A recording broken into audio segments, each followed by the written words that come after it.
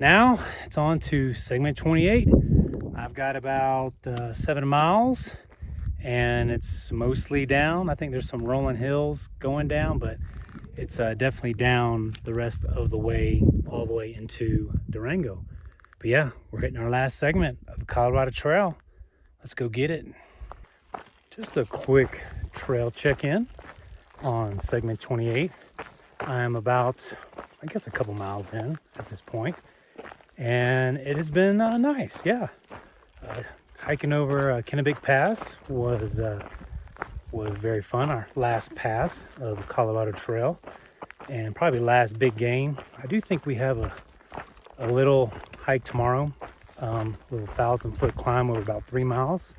So nothing insignificant, but no more big passes or anything. But coming over Kennebec Pass was nice, and you're hiking along the side of that mountain on kind of that rock trail looking, and then you get your first sight of Durango. So that was pretty cool just to see how close we really are to Durango. I mean, we're probably about 20 miles that I could walk. I'm not, because I'm tired, but about 20 miles from the city. I've got about 5.5 more miles left until I get to camp, and let's see what else segment 28 has got to offer.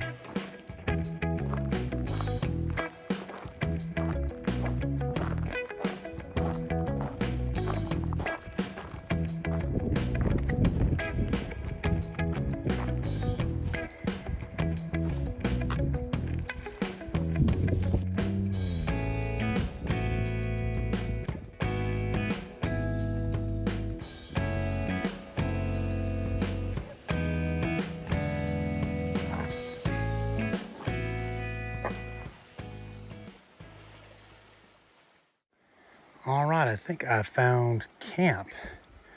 It's not much. Most of the campsites are for tents, which are over by the river. But it's a nice bridge here. Easy access to water for cleaning off and getting water. So I think this will get me off the trail a little bit, a little privacy. All right, let's get camp set up. All right, she ain't the prettiest, but she'll do for one last night. As you can see, there's rocks. And so I'm tying off my stakes, all 4 of them, to trees, because I just couldn't get it in the ground. But trees are perfect distance. It's going to work out just fine.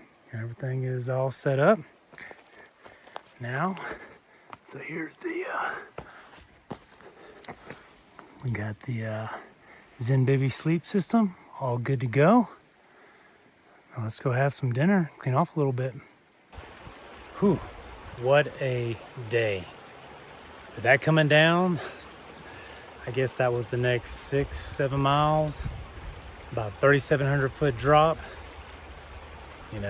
just pounding down. So it's hard, easy on the heart, but hard on the thighs for sure. And you're just in the woods. You did get to see Durango from the higher elevations. And once you kind of drop down lower, it was just more heads down, put on my music and blast it out. But here I'm at Junction Creek. I'm actually with the guy I've been hiking with a little bit that I saw yesterday, named Ridgeline. And so it'll be nice to have some company tonight. Feet are tired and ready just to relax for the evening, and then pound it on home tomorrow.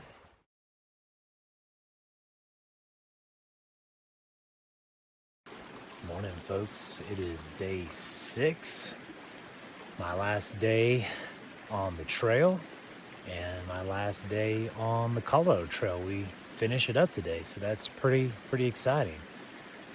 Woke up to a brisk 38 degrees. Thought it might be a little warmer down where the elevation I'm at. I'm at like 8,600. I've been sleeping at around over 11,000, so I thought it might be a little warmer, but no, it's 38 degrees. But it was great night's sleep in the Dutch Banyan. Love that hammock. Stayed nice and warm in my Zen Bivy sleep system. It's rated down to 20 degrees. It was awesome. And so now I'm just sitting here, eating my breakfast, which is just breakfast essentials. Pop-Tarts, breakfast of champions, and some good old bacon jerky to get me going in the morning. But yeah, today will probably be a day of reflection. There's not much to see, I'm told. I have about 14 and a half miles to the trailhead, and it's kind of just in the woods. The first mile, though, I do have a 400-foot climb, so that'll warm me up. That'll get my heart pumping. And then I have probably another 600-foot climb over the next 3 miles, which shouldn't be too bad. And then I hear it's kind of cruisy all of the rest of the way down. So I'm not in a hurry. I need to get to the trailhead around 3:30, 4 o'clock, where Nancy will be picking me up. And then we'll be saying goodbye to the Colorado Trail today. So let's get to it. Let's say goodbye to camp. I was tucked in right behind there last night. Say hello to the climb. What a glorious morning it has been. Woke up to probably, 37, 38 degrees, and it's warmed up nicely to about the high 50s, and just a beautiful forest.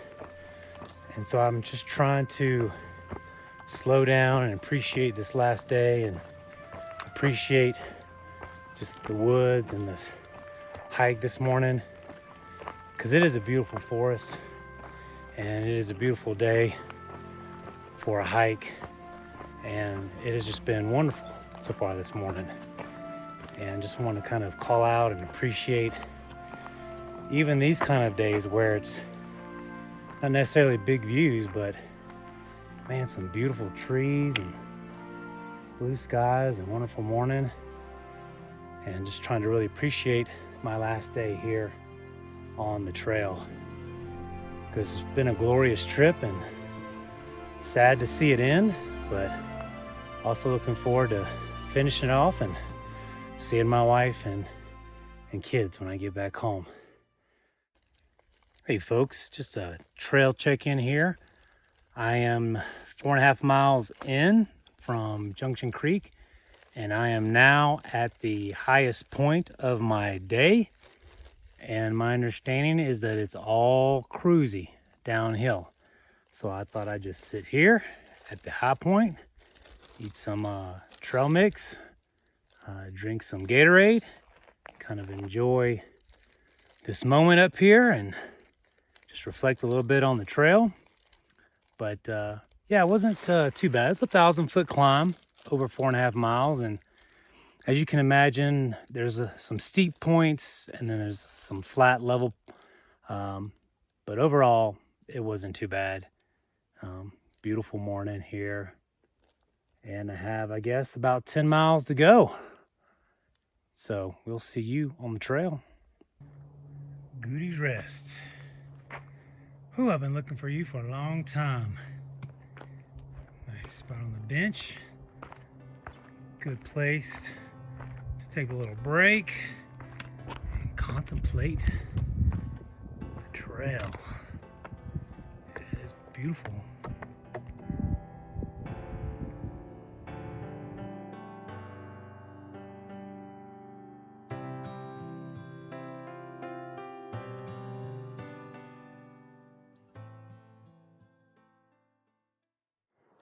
Hiker update. I am about almost 4 miles away from the trailhead. I'm at Goody's Rest now, just resting from the hike down. It's getting pretty hot. It's probably around 12:30. It's 85 degrees and it's just getting warmer and warmer. But I just wanted to sit here and kind of, think back about the 5 years where I've hiked this trail, and some of my more memorable moments. I started in 2019, and I remember Waterton Canyon, right? And you're walking down that dirt road for like 6 miles, and there's the bighorn sheep. And then segment two, I'll never forget, because I think I had heat exhaustion where I didn't have enough water. And by the time I got to the fire station, I drank 2 or 3 liters and then just threw it all up and was just feeling horrible. But I was going to tough it out and just see how it felt. See how it felt the next morning. And so all of segment 3, I just remember just trying to feel a little bit better, and I did. I got more nutrition and hydration in me. But that's kind of my big highlights for that year. But my biggest highlight for 2019 was coming into Breckenridge.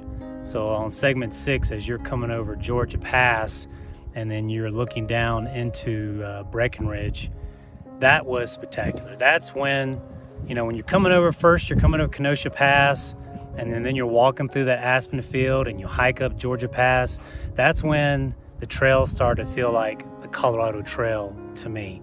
And that was one of my favorite moments in 2019. 2020 was the year of the snow. So I had been, at that point, hiking the first week of September, the Colorado Trail, hoping to miss some of the monsoon season. Well, in 2020, we had the second earliest snowfall in that area. So 2020, I was planning on hiking from Breckenridge all the way to Twin Lakes, but I only made it to Leadville because of 6 to 8 inches of snow that fell on me. The first day was fine. I hiked over the ridge as you're going down into Copper Mountain, got the snow forecast that a big snowstorm was coming through, stayed at a place in Copper Mountain until it all passed through, and then the next day I continued to hike out. Well, that was kind of a surreal experience because I didn't see another person for probably 40 miles. I didn't see another track of a human for 40 miles. I had made it all the way past Tennessee Pass and still hadn't seen anybody. And then another snowstorm hit. So that put me back a little bit, and I actually finished up at the Mount Massive Trailhead. But that was a rememberable year because of all the snow. So 2020 was definitely quite an adventure as well. 2021, I probably experienced some of the hardest hiking and backpacking I've ever done in my life. I started at Leadville, and so I'm hiking through Twin Lakes, and that's when I experienced Hope Pass and Lake Ann Pass.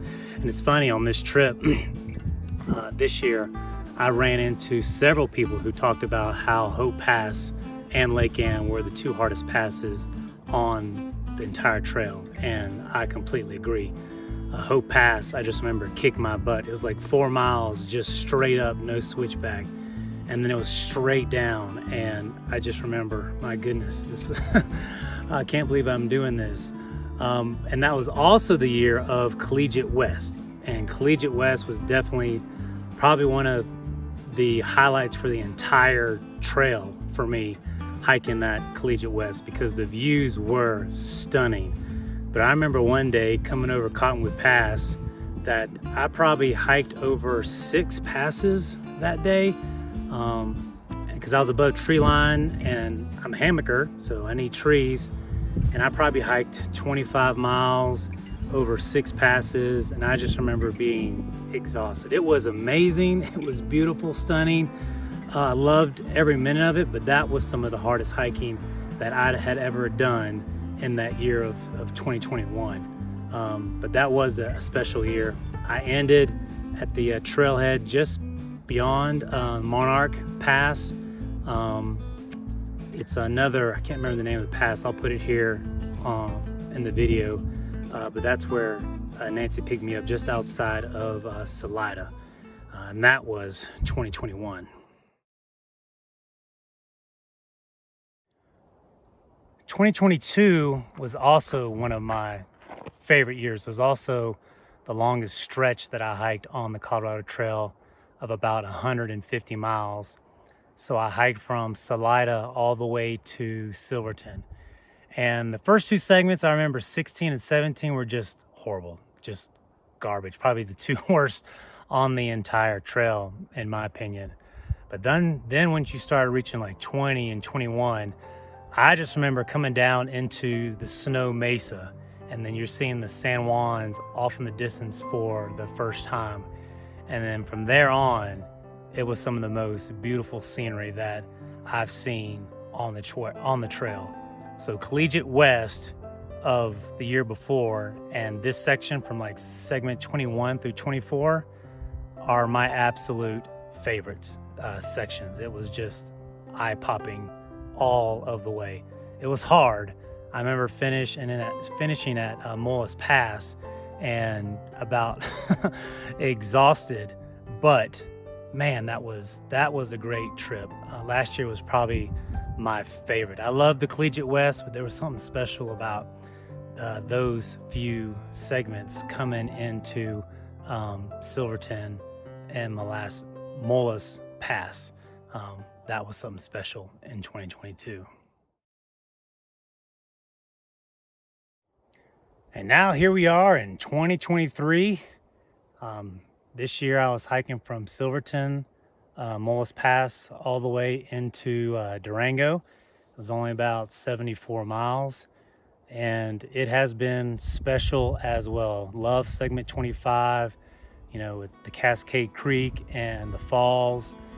Segment 26 had the Black Hawk Pass, which was beautiful coming up. I'm like, wow, we're gonna hike over that, and sure enough, we did.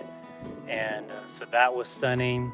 Indian Trail Ridge on segment 27, and even the beginning of segment 28, you're coming over Kennebec Pass, and then you're coming down that kind of rock trail that has the rock wall on your left side as you're looking down into Durango. That was special. So this one has also been a special year as well, and can't believe it's done. 485 days, and I think overall it's taken me around 30 days to do it over these 5 years. But it has been a beautiful trail, and I have fallen in love with backpacking because of the Colorado Trail, and it has been a wonderful trip. I still have a few more miles left as I, just think back over these past 5 years, and I'm just going to reflect a little bit. So we'll see you at the end. That is a sound I love to hear. I mismanaged my water a little bit and didn't realize there was no water between my campsite, which is like 12 and a half miles ago, and now. So I've been out since lunch, and let's get up to it. Now this is a way to end a trip. I probably have 2 more miles left, but man, that 9-degree heat was beaten down and didn't have any water until now. So sitting here in the shade with cold mountain water, it's a good way to end the trail. This may sound corny, but in 2019, I remember standing at Waterton Canyon with my wife and kids as they were dropping me off, and I was dreaming about hiking the Colorado Trail. I had been probably a weekend warrior type of backpacker, 2 nights, 3 days at the most, and I didn't know if I would love the longer hikes, the through hikes or section hikes. You see it on YouTube, and it is kind of romanticized, and I wanted to test myself, and this was the beginning of that journey back in 2019, where I had a dream of hiking the Colorado Trail and finding out do I love it? Do I really love the cold mornings? Do I love the big hikes up passes? Do I love just the hurt and pain that you experience? And I've found out, yeah, I do. Now it's 2023. I'm about to come here to the end of the trailhead, and I would say the Colorado Trail has made me fall in love with backpacking. Again, I know that may sound corny to some. I'm not trying to be. I've always loved camping, occasional backpacker, but I think this journey has showed me how much I love to go backpacking. I love it all, the good and the bad. Like right now, it's 95 degrees and it's feeling like segment 2 where I'm in that burnt area, and whew, I'm ready to be done, just to be honest with you, just to be done. But just want to, take special note of how wonderful this journey has been and how I've grown through it, how my gear has changed, and I cannot wait to cross that line. All right, see the finish line.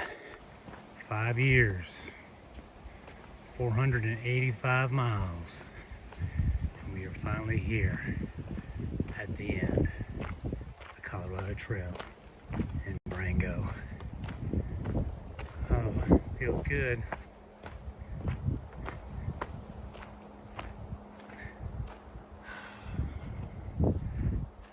Welcome to Colorado Trail Durango.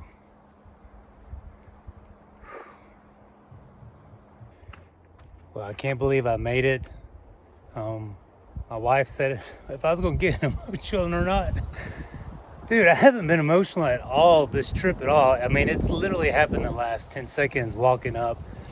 And I think it's just the flood of getting it done, and 5 years of hard work, and I've loved every minute of it. I've loved every minute of it.